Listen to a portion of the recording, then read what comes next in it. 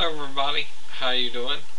Now some of you might be wondering by now, why was John the only one to tell us that Jesus had female breasts? Because he was the only apostle to stand with Mary the mother of Jesus and see Jesus on the cross. The rest of them didn't.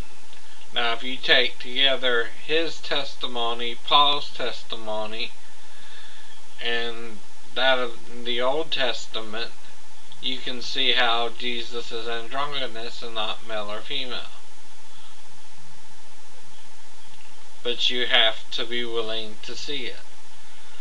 Paul said Jesus Christ the same yesterday, today, and forever. So that means what John saw in heaven was true in the earth.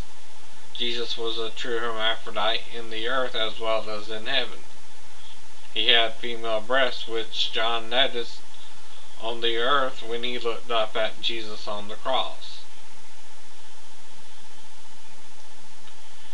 Now, you might could say that when he said, "Behold your mother," he could have been referring to himself.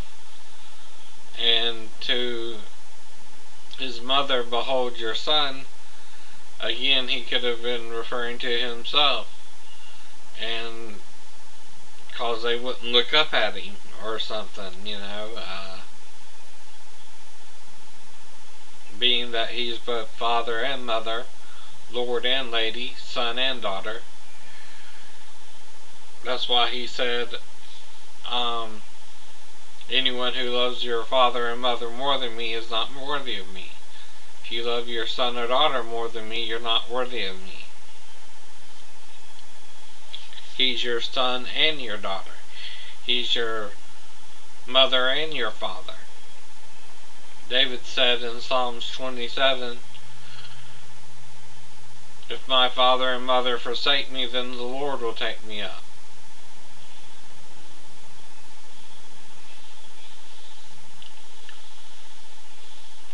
So that's the whole point.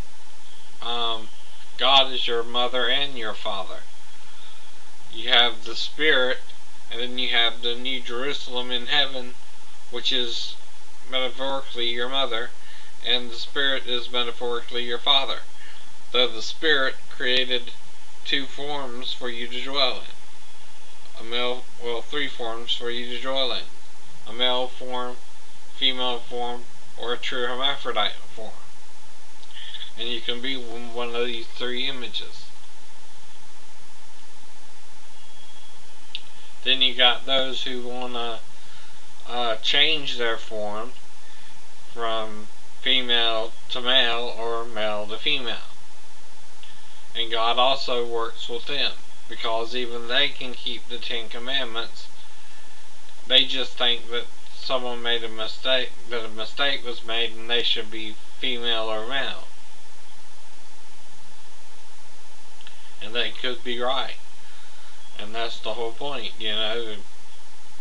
Even though God knows that being male and female is fixed, it's not fixed because we were created that way. We were created androgynous and then made male and female. In other words, we were made as male and female in one body, and then God took the female parts out of the male and made the male fully male, and then the female from the parts that he took out of the body. And that's the whole point. This proves how Jesus is the Son of God. Now what you do is you have to work together and see that we're all saved by grace through faith, not of works, lest any man should boast. And that's the whole point. So here are the 4 things you have to believe to be saved. You have to believe that Jesus Christ is the Son of God, that God raised him from the dead, that he died for your sins, and that you need to call upon his name to be saved. Those are the 4 things you need to believe. And if you do these four things, if you at least acknowledge Jesus Christ as a real person who lived and existed, then you can be saved. And if you acknowledge that He's the Son of God, but also the daughter of Goddess, He's also the mother of all and the father of all, being that He was a true hermaphrodite. Now the whole point is, since John saw Jesus on the cross, he was the only one who could bear witness to the fact that He was androgynous. He was the only one to see. The rest of the disciples didn't witness that. So their testimony would have been false if they had said so. Though,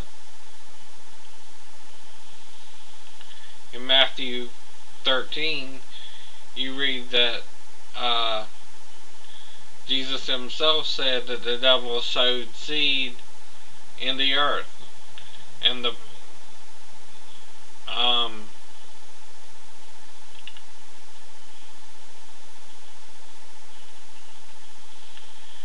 and that He has children as well as Jesus has children, and that's the whole point as well.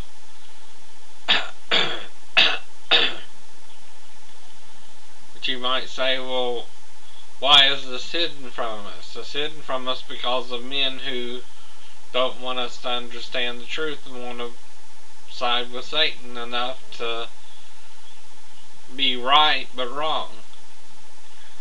Men who give you a form of godliness but deny the power thereof.